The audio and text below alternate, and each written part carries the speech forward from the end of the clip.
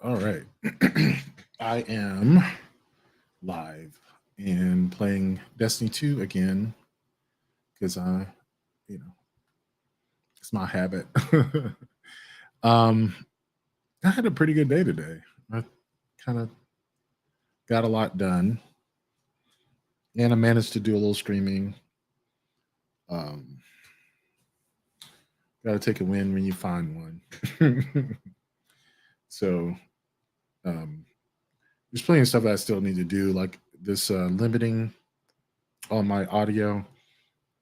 I think I figured it out. I looked on the just went through the menus and saw that there is processing happening on the Rodecaster, and I'm going to take some time to you know open that up and you know mess around, see what it sounds like. Um, I can go back through my topics that I have left over. So I think I finished all the ones that I just uploaded.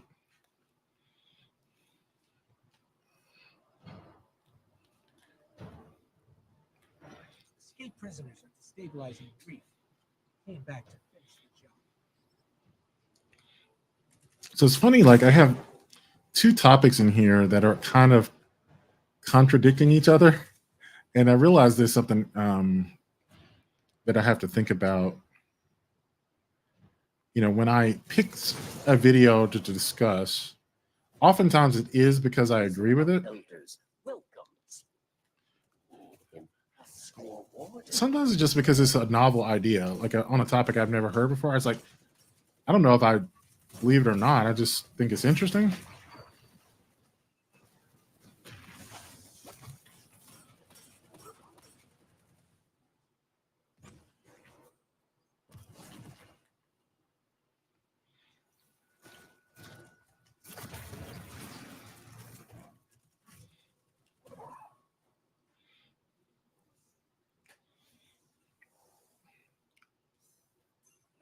So the two topics I think had to do with dating and commitment. And I think I find this interesting because I have encountered people, I guess, in my dating life and my relationship history who had serious commitment issues. And I think that what was interesting about it to me was that almost in every case, they were in denial of that fact.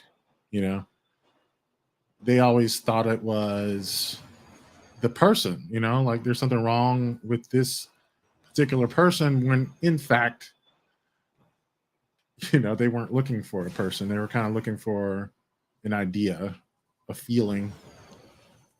And no person was really giving it to them. And on top of that, they were afraid of losing their independence, so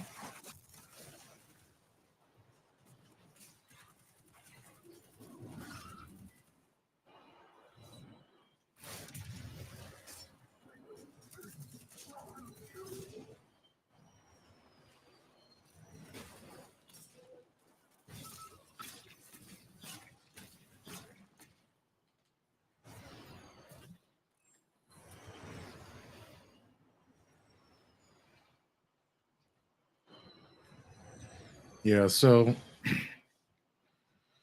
in one video, this woman was saying that you shouldn't make a commitment to someone who hasn't made a commitment to you. Basically, don't have feelings for someone who hasn't given you boyfriend status or, you know, said what they want, you know.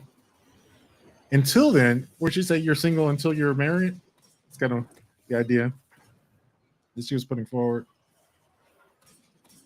And then there was another lady on here who was just saying, "What's the rush? Why are you asking for commitment from someone who you barely even know?" You know, like, and both points are pretty good, and I think that's where the nuance comes in. I think we can have issues with both, and every situation is different. So there isn't one truth about this. There's just, the situation you find yourself in. I got fucking melted right there.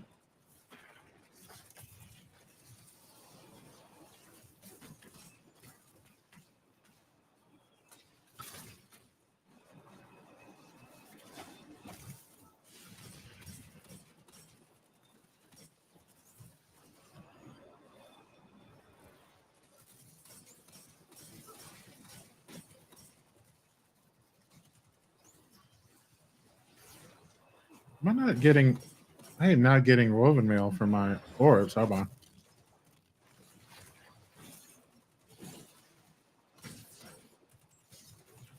I guess I did remove that because I guess I don't need it, but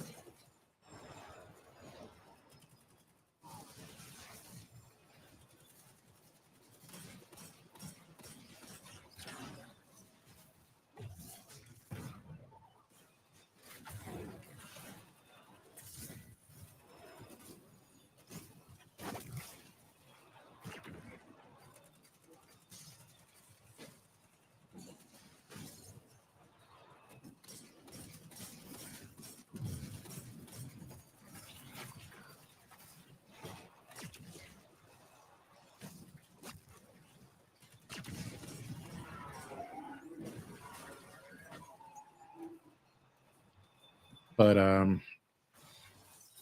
yeah, no, it was interesting. I think that we can sometimes get caught up in our own situation so much that we tend to make it universal. Um,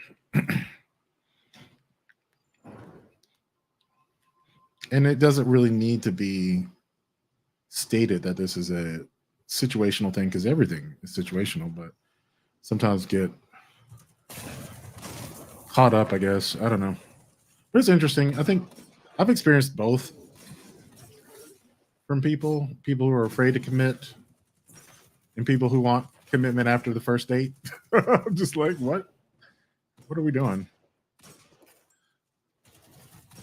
I'm kind of like a 6 month kind of person, I think. I like to just chill and have fun. I actually like dating. Like, why rush that?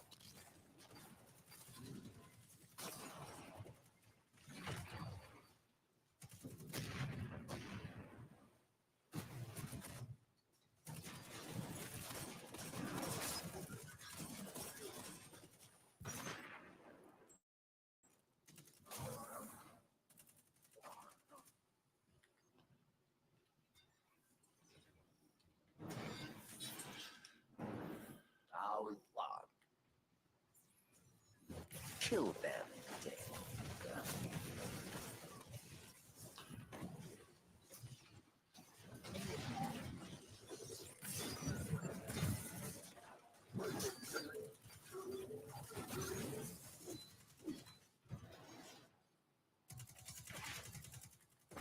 I'm definitely gonna get that orb.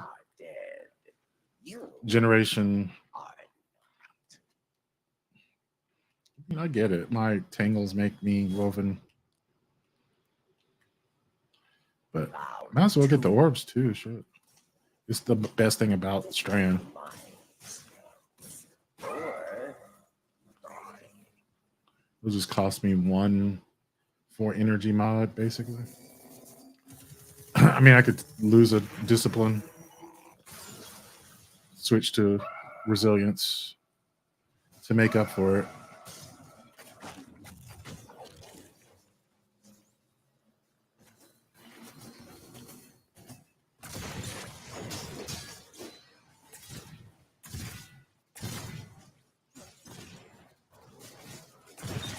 Victory.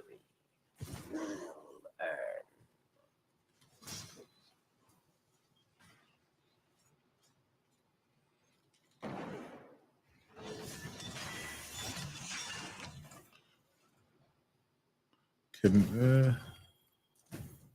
You face Yeah. final round. A mighty cabal challenge.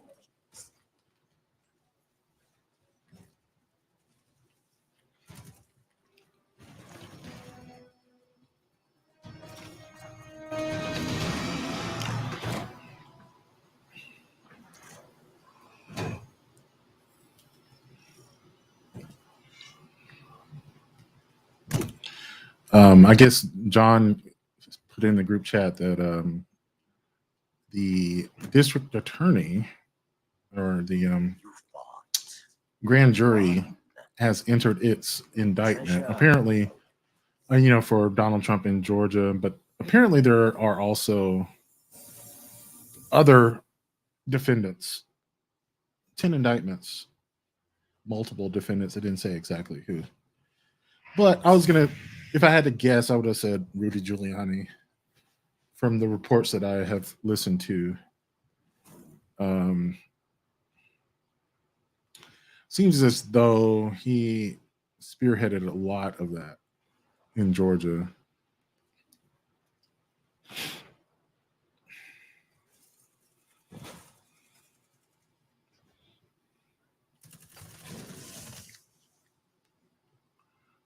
Oh, it's here. Judgment at hand.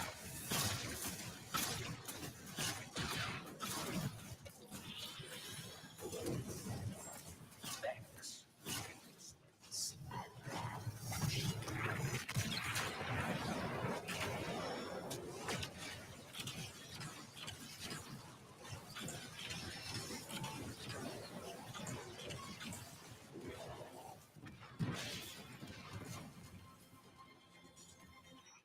Okay, I'm making a mental note never to piss you It's off. crazy that you can have that much resilience. Like Hey, that solar attack would I'll be melt looking for someone to watch my back one of these days. before, To bring but some major heat to a gunfight. You for hire? that's I'll interesting. be in touch. They are both wearing the Mask of the Quiet One, which I honestly have never seen anyone wear. To say, oh boy. Oh, I did that one. The DL guys. Yeah, I did that.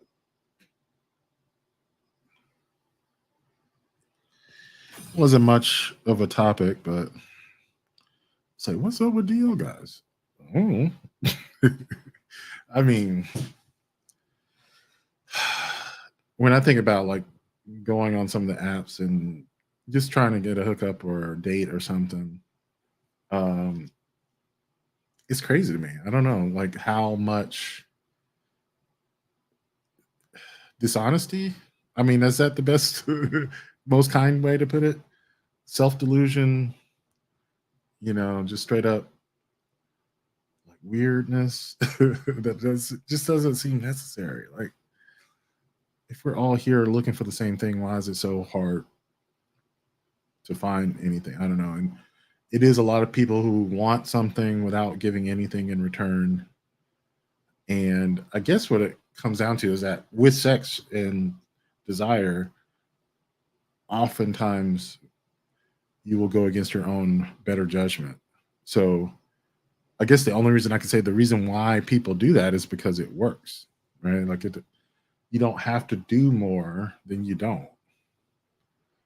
And so I'm in this situation where like I can't, you know, compromise with that level of honesty or forthrightness, like whole secret identities and shit. Like, why? The fuck do I don't really care about you? Like, I don't even know you. Why do I need to be hidden or whatever? It's so weird. Um,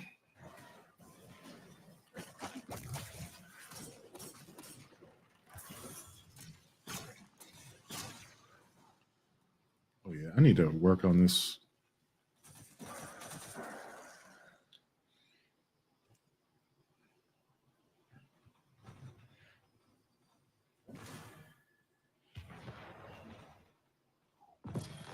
First of all, put that there.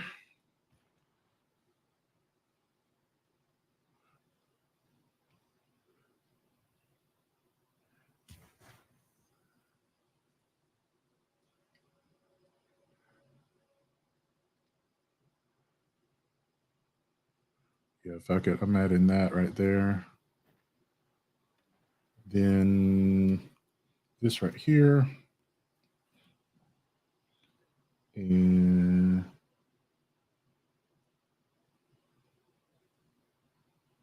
Wow, I just had the one discipline mod here. I guess bye-bye that.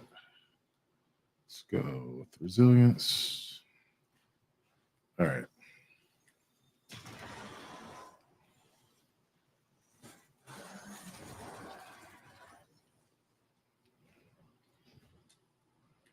Come on.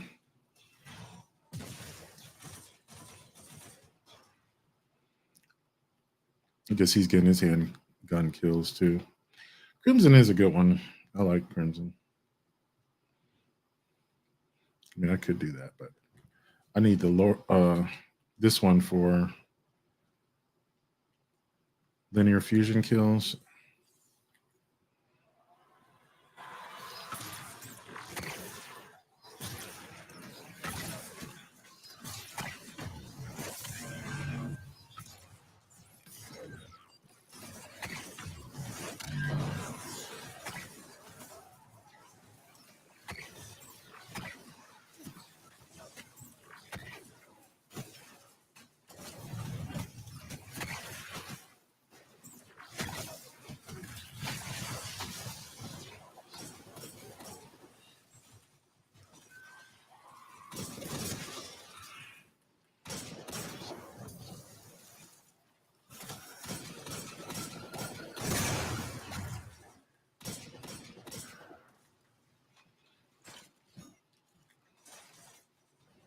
Okay. I think my handgun is done. Yeah, it is.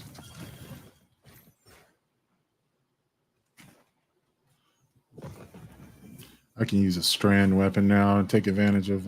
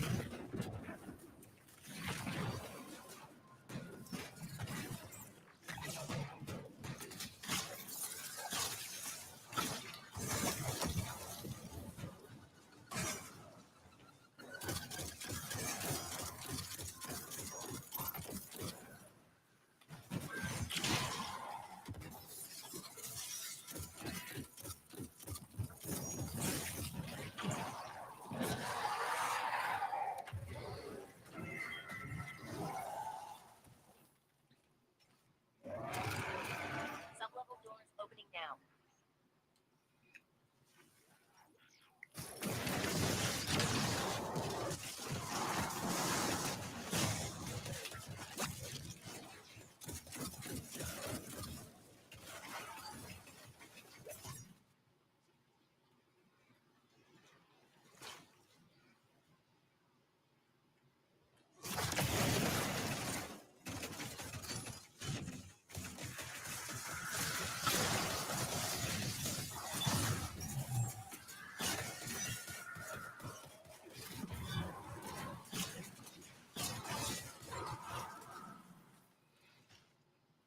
Strand is awesome though.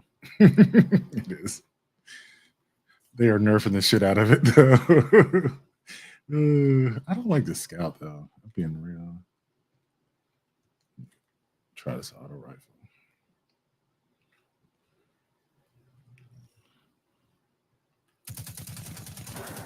It's a little faster.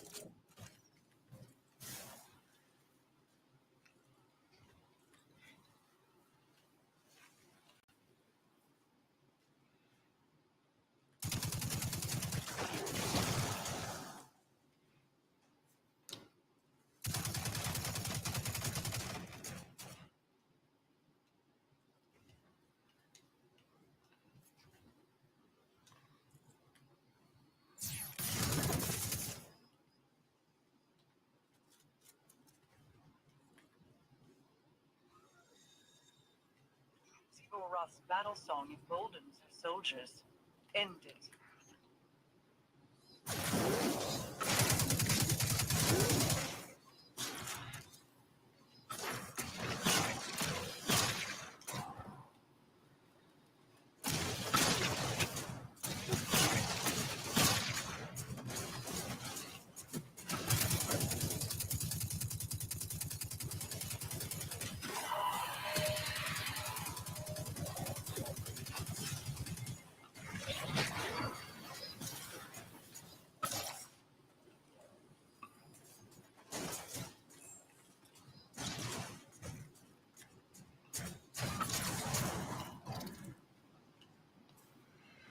Let's see.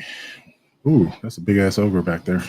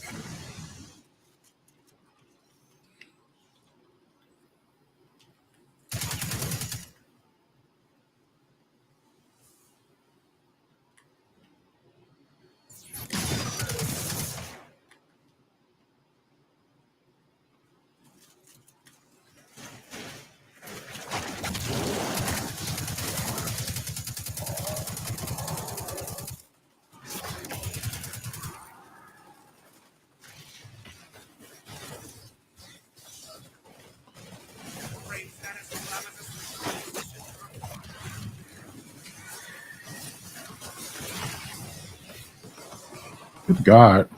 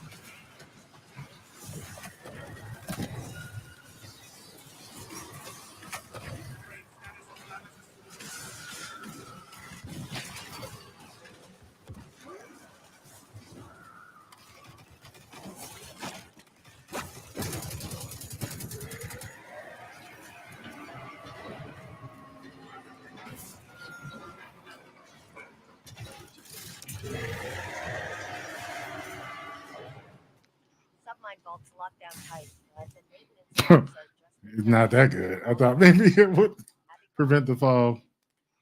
I mean, I guess I survived it. I did just. Neither did the Vanguard's archives.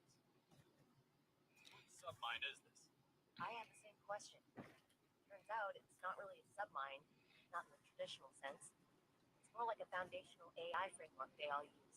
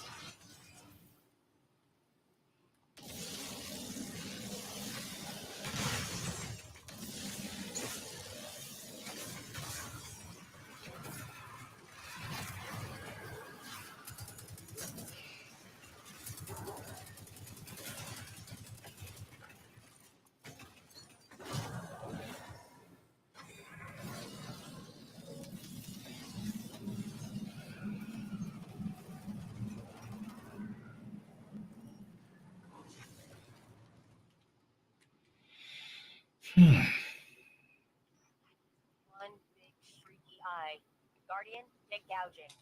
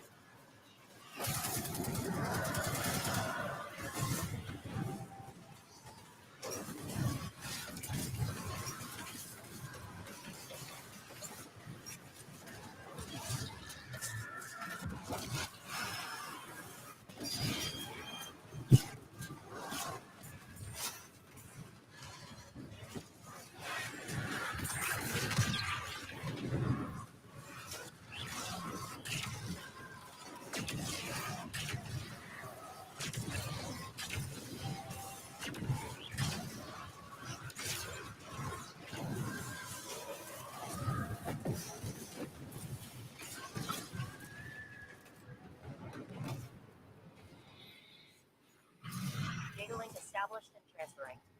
Get what we can and bug out. This process Hmm. is painfully slow. Things as fast as transmat. We're moving a digital ton of data that was never meant to move like this. There was a faster way. But someone crashed my orbital station into a moon.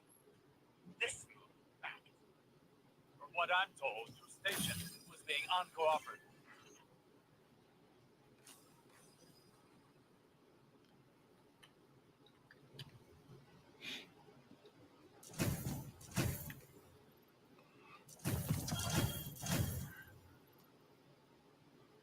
So, Glaive, I still haven't finished. All right.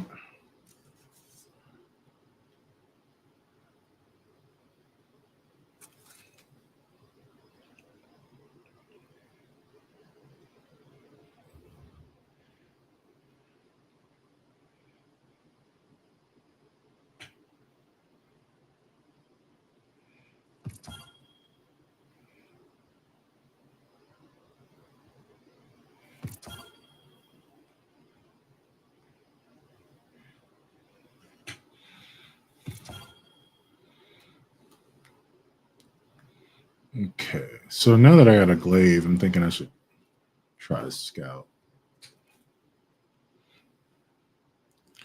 Now, this is in the same archetype as the Nameless Midnight right here. The precision frame, yeah.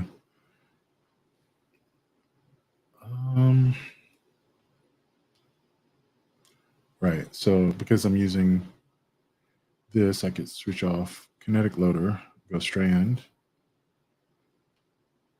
which gives me bolstering detonation. That's perfect for this. Then strand targeting is not a bad idea. Strand siphon is a must, yeah.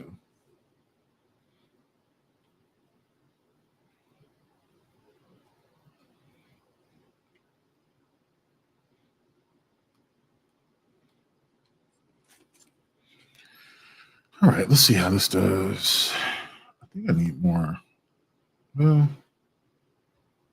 I need more protection, but I got that armor.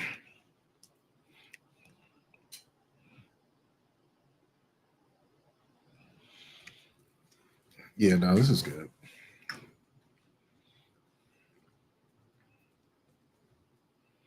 This is the Moon Battleground. Yeah. End it.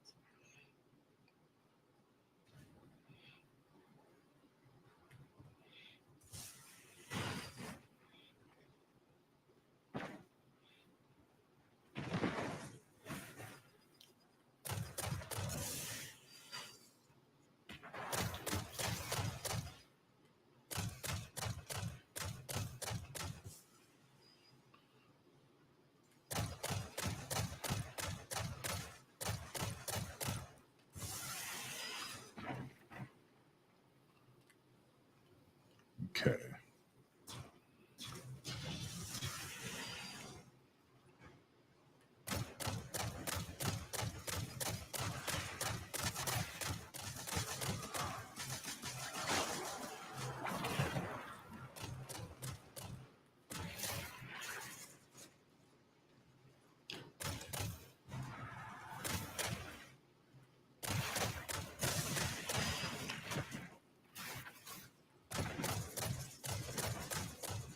I think I'm going to switch to rally barricade instead of towering, so I can get some good targeting on it.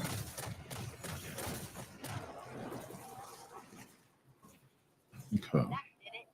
Hatch opening and setting that perimeter tower to friendly. You're welcome.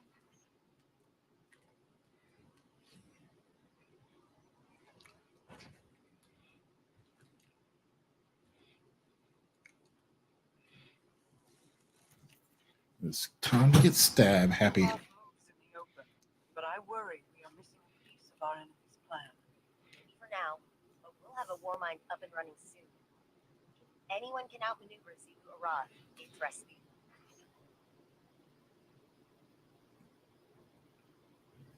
Let's see what's on.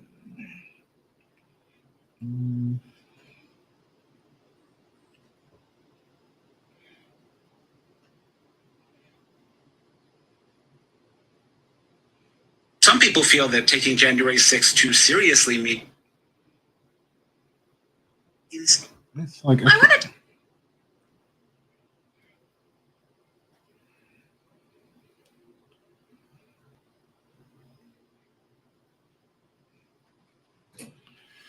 Let's see if this actually works here. Tired of cloud chaos? Get cloud smart. Designed for a multi-cloud world. At a sanitarium near Seattle. She just turned 18 and she was dying of tuberculosis. At first, we didn't know much about Mary beyond those facts. But one thing stood out. She was Sami, the indigenous people of Norway, Finland, Sweden, and parts of Russia. That spring, Mary died, without her family beside her. But one person was there, a doctor named Charles Firestone. On the day he signed her death certificate, Firestone sent off a telegram to one of the most prominent research institutions in the world, the U.S. National Museum. Today, a large part of that museum is now known as the Smithsonian's National Museum of Natural History. In his telegram, Firestone offered something remarkable, Mary's brain. He wrote that if a Sami brain was of interest to the museum, that he could, quote, obtain one today. A man named Alice Hrdlicka replied the same day. Hrdlicka was a world-famous anthropologist at the Smithsonian. He was also a collector of body parts. Hrdlicka said that he wanted Mary's brain. He telegrammed back only 7 words. If the subject full blood, brain desirable. Probably most people, when they walk into the Smithsonian, have no idea that the collection has over 30,000 sets of human remains. And most people that I tell that to are shocked. Yeah, people have been aware of it. They've asked about it. We've never had any reason to hide it. What he's done to indigenous people has been pure evil. He's left us with a really difficult legacy. From the newsroom of the Washington Post, this is Post Reports. It's Monday, August 14th. I'm Nicole Dunca. And I'm Claire Healy. Today, we are bringing you the story of Mary and what happened to her brain. It's not like she was an orphan. She had a mother and father who doted on her. They doted on her. This is the story of how Mary and tens of thousands of people had their body parts collected by the Smithsonian's U.S. National Museum. It's the story of how the Smithsonian's premier museum gathered its racial brain collection and how they've kept it for the last century. More than 100 years after this brain collection began, the Washington Post has pieced together the most extensive look at this work to date. And over the next 2 days on Post Reports, we're bringing you the details of this reporting and of Alice Hrdlicka's troubling legacy. It's just an eye-opener for me to know that even though my mother's side, or an indigenous side from another part of the world, that they still suffered. They were treated like animals.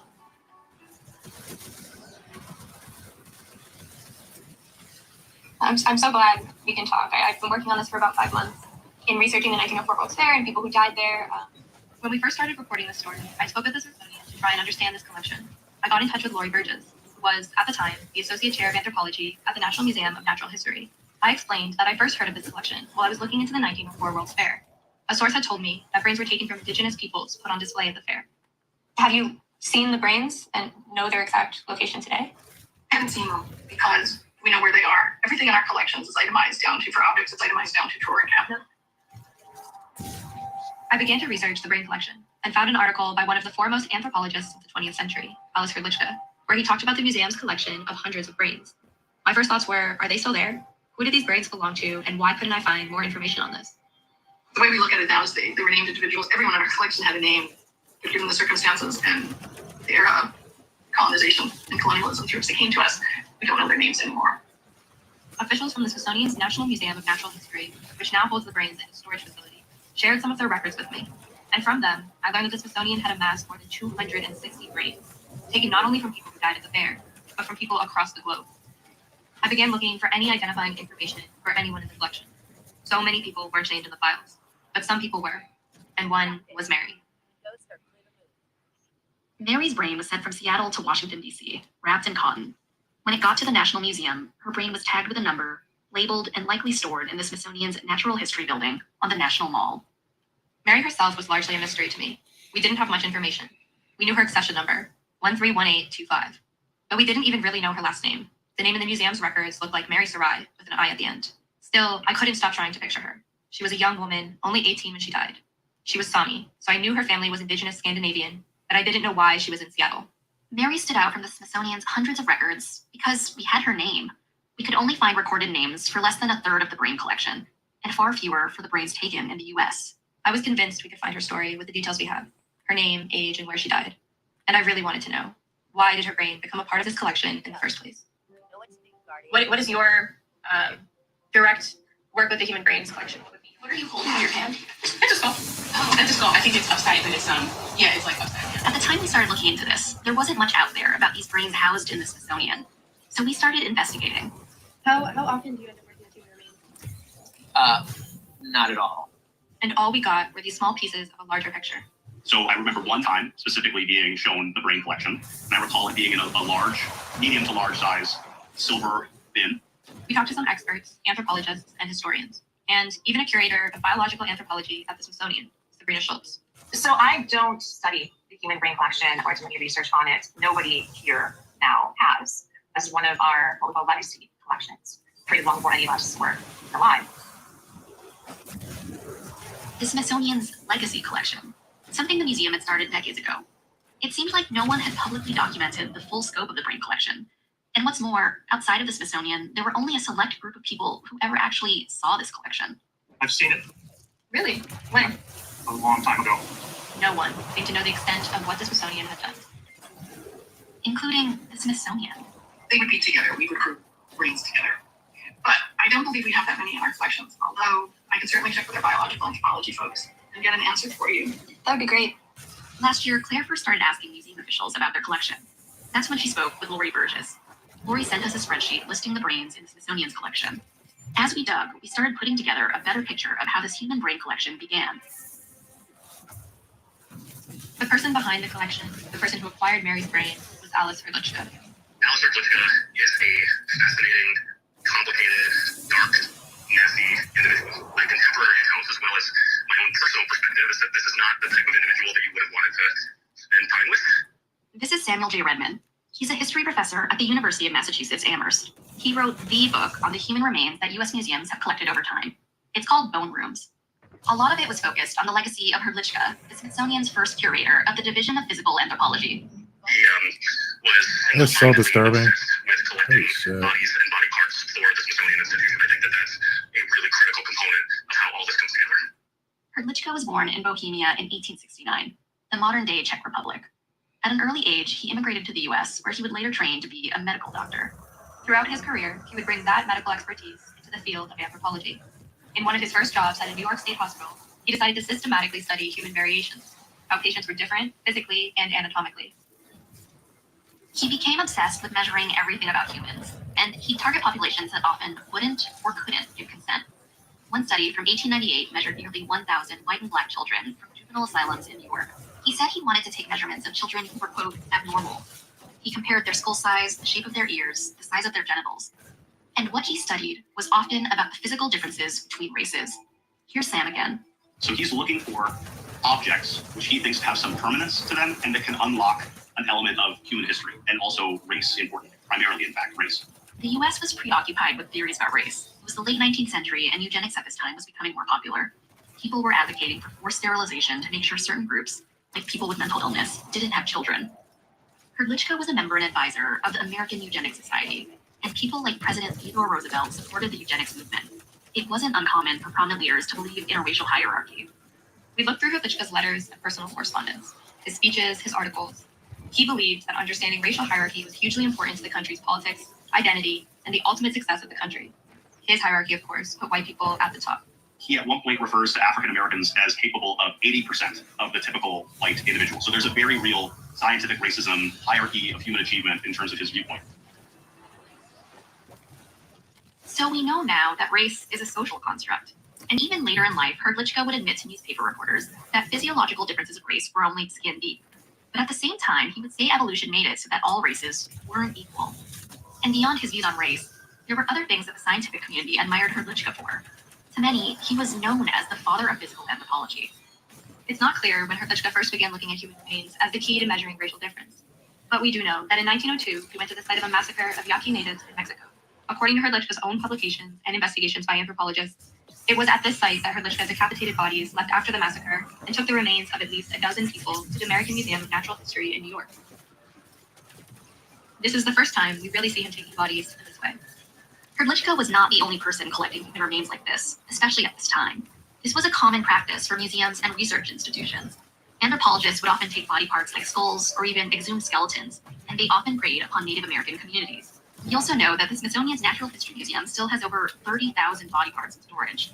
The museum estimates that at least half of these remains are from Native communities. Most of the collection was acquired through the early 20th century.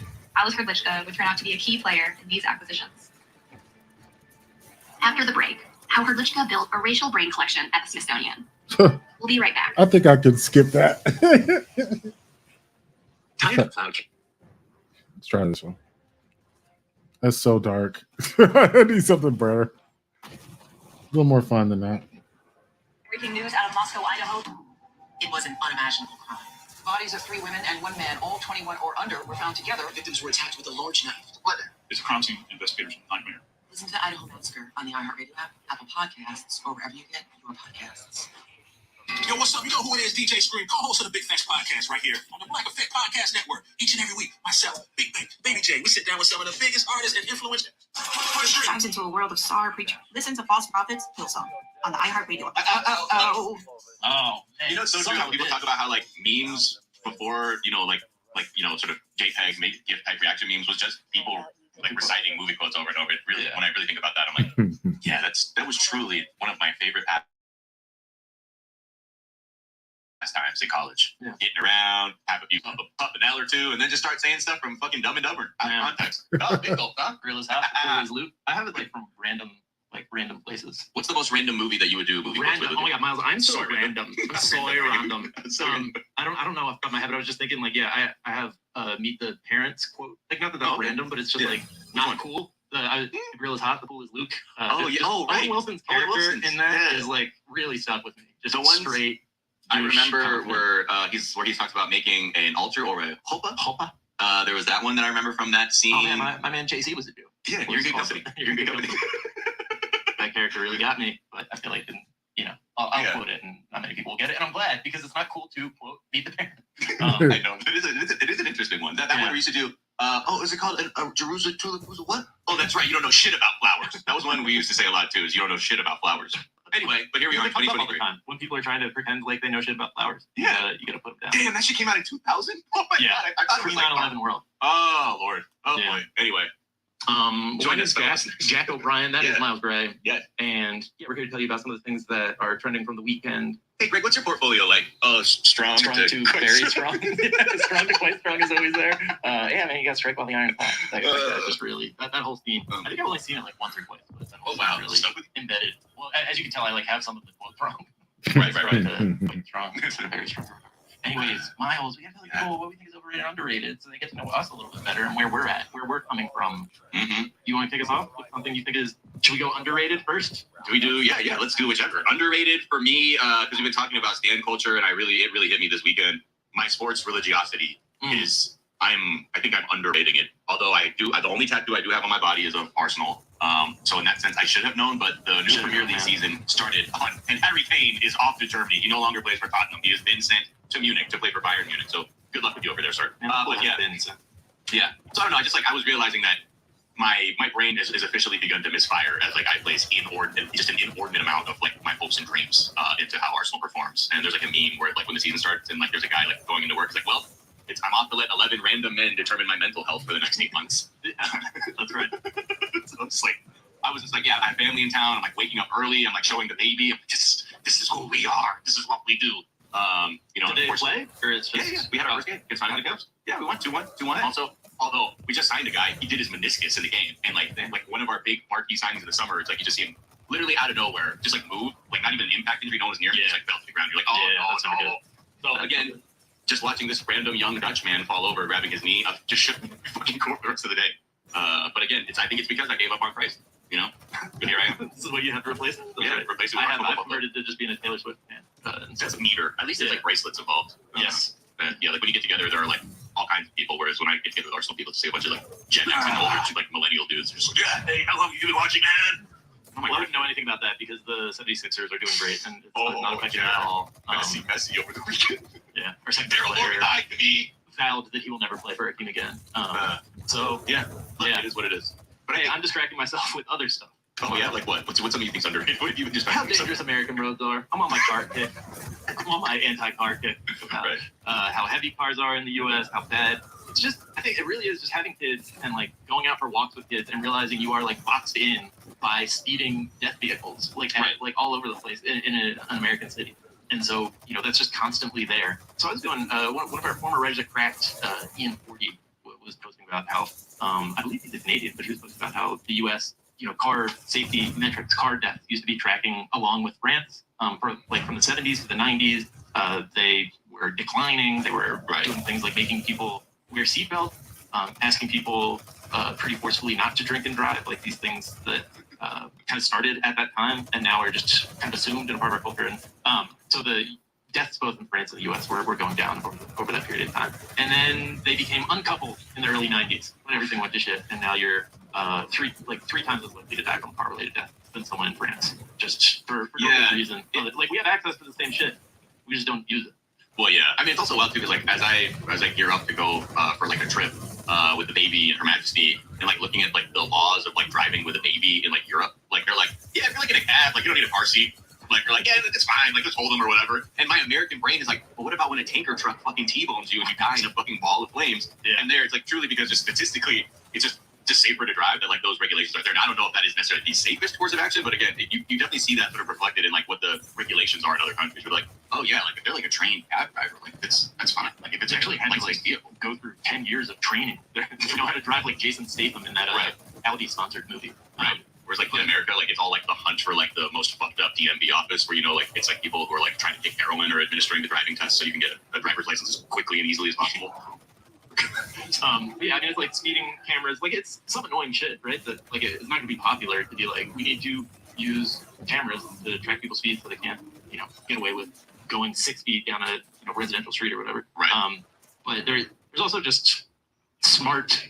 We've talked before about like street road, like strode problems, like just the way U.S. cities are designed. But there are ways of getting around that by making just things safer. There's like weight taxes. There's a tax on like inefficient vehicles that can cost you like 40,000 euros. All I'm hearing is fucking woke, dude. That's all I'm hearing. Right. Could you imagine what that would just like the weight tax would send like the Midwest and like parts of the country into just chaos? Being like, well, I'm being punished because I got a heavy duty vehicle for what? Also because it's just because of the physics of it, like it's harder to stop because it's so massive and dense that it's actually an additional threat vector on the road. Whatever. Yeah, whatever. The fact that the F-150 Super Cruiser Brian is pointing out, the F-150 is the #1 selling vehicle in America for like forever now, and it just gets bigger we were born. Bigger and bigger. I remember when the Ford F-150 would be like, oh, that's kind of like the broke boy Ford truck. It's like, call me when you got a 250 or 350. Yeah. Military grade like tank wheels. Remember the Ford Ranger? What happened to that good old compact pickup? You know what I mean? They're still out here in Los Angeles. They're still hanging out. You know? I think they like redid it so it's like just some kind of gigantic car. And they're like, the 2024 Ranger Raptor. Of course, it's a fucking Raptor. And like, look at the fucking, again, think of the Ford Ranger of our childhood and where it is now. It's like a 4-door fucking fuckfest. Yeah, this looked like it was designed to hunt Jason Bourne. That's a joke from a show called College Friends or Friends from College or something.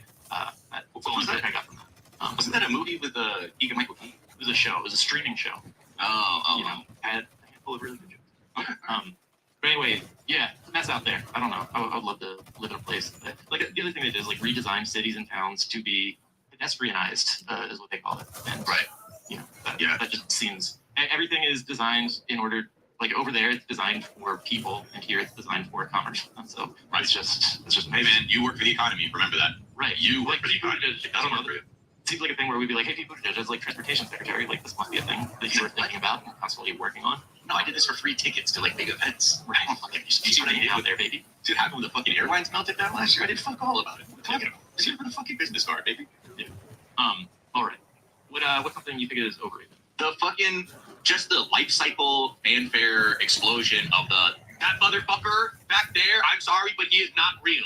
Okay, the lady on the plane, that motherfucker is not real, lady. Just the whole cycle of the story, I'm so over it, and I do not appreciate the outsized attention that it is getting. Because if you remember, there's a viral video of a woman on an American Airlines flight, how she was like clearly she was distressed. She was having some kind of mental health situation, and she even says herself like later on, and was insistent that like this dude was on the plane back there is not fucking real. And then first people were like, wow, look, it's wild on American Airlines, and other people were like, see, dude, it's the fucking Matrix. This lady fucking is seeing it. And now this woman is like, she was like doxxed by the New York Post last week. And they fucking put her like name, fucking like where she lives, what she does for a job. And so I thought like, so she's gone viral on multiple levels, but people are trying to like drive by her house and figure out like she's like the fucking new Morpheus or some shit. And then now she's like coming out and turning this into a thing. Like she posted a video where she's like, I'm really sorry for my behavior. Like, but I really need to pay this forward by like, I want to raise like awareness around mental wellness, et cetera, et cetera. But then she didn't even have like a real specific plan for what that is. And it's like having this second life that is just so absurd. And then meanwhile, I'm looking on like weird sort of conspiracy theory subreddits where they are now adamant that they believe she was put up to making this like self-taped like statement where she was like, she's like at gunpoint in this thing? Yeah, exactly. Yeah. Like because she can't say the real thing. which is that she saw through the fucking Matrix, right? And rather than just saying like, hey, I was going through a lot, like I really this kind of was an embarrassment for me. I'm also just want to like going viral is like really fucked up. Like it's kind of caused me a lot of stress also for something I really never meant to happen. So like there's like all these layers of like fucked up around this story. But now we're getting like a second win with like her statement and then people not believing it. Not that that's the main thrust is that people don't believe her statement, but there's still like just this whole video has like set off all kinds of little miniature fires in people's brains. It's really weird. Yeah, I mean the thing that we talked about how like the thing that's different about this is obviously there are cameras like people having mental health crises for since time immemorial. But now like there are cameras there to capture it. But I also think like something else made the general public kind of obsessed with it. Like the stuff that I've heard people getting interested in it is them being like, yeah, I feel like there probably was a person who was not real back then. Like it feels like it's there is a broad like subtle mental health crisis or not so subtle mental health crisis like happening just at large, like people are struggling, and this is just like, people were more interested in this than they would have otherwise been because like, everybody's like going through some shit. I heard somebody talking at a children's birthday party about I thought that motherfucker was not real, talking about my kid. There's no way that kid's real. Talking about how they had like gone to Burning Man last year. Like it was like bad vibes. I don't know like what it was. I think the weather was a little bit off. Like last year, bad vibes than usual. Like they'd been there before, and they were like last year in particular, like after the pandemic, like everybody was coming out, and like they expected one thing, and it just like felt different. It felt bad, and like I don't know. I think we're all still struggling. There's like a lot of mental health shit. You get a bunch of people on drugs in the middle of the desert and expect like the good vibes to return, and it's maybe not going to happen right away. This is not to say releasing something is a bad idea or that it's not going to be great this year, but like I just think there's like an unacknowledged like added ingredient of yet to have a real like reckoning with what that was like that first like 14 months was like. And even though now we're still in the midst of it, I mean, check out the new strain.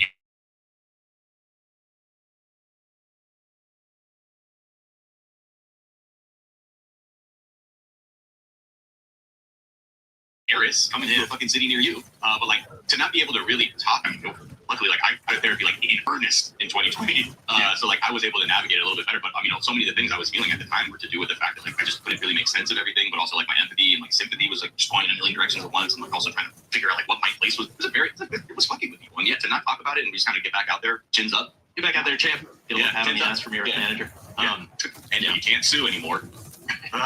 It's butt hats all day. Yeah, so it's my overrated is the Elon Musk Zuckerberg fight story. Apparently Zuckerberg's now saying like Elon Musk flaked and he's not a serious fighter, and that he is moving on. All right, I'll fight you, Elon. Fight me, just a regular old brown person. I'll show you the put your hands on me. Yeah, right. Like yeah, I should like I feel like that could be a thing. Like couldn't it be like what if you just wanted to fight one of us? Plenty of people will fight you on Twitter. Right. If you're looking for something. And hey, dude, Elon, hit me up. Like I might even fucking throw the fight, man, to make you look cool. But not to throw it. Just psych, I hit him with a fucking elbow, like straight out the fucking gate. Like, there it is. Hey, this is your game. But yeah, the story is just, I think, I mean, I really wanted it to happen. So I don't want to be dishonest about the fact that I really would have liked to see this, just because that's where we're at. But I do understand like how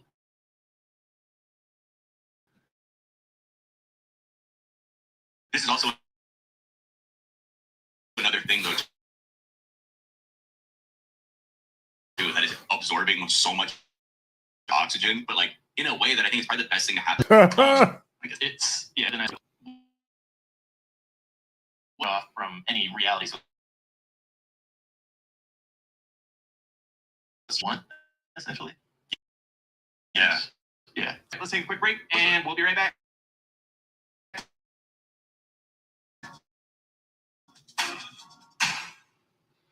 Brought you the number one.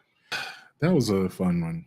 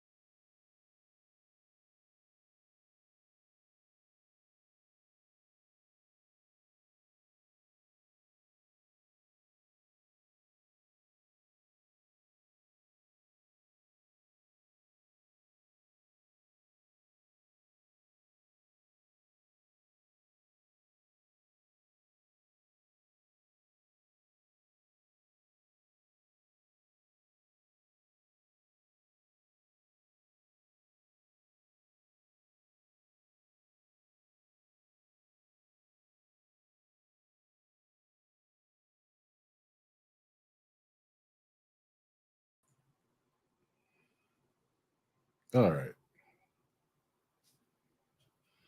There we go. On that note, I basically have a goal of streaming twice a day for about an hour. An hour is about as long as I can stand playing. I can't even believe that some of these game streamers go for like 8 hours at a time. I don't know. I just love variety of action and, you know, doing different things. So I just have to put in a little bit each day, like a little bit of research here, you know, work on a project there, and give it enough time, and it gets done, and I'm not miserable. So whenever that's possible, you know, you can't always do that. But anyway, that will do it for tonight. I will be back tomorrow with something. I'm gonna look up some topics before I go to bed, and I will see you later. Peace.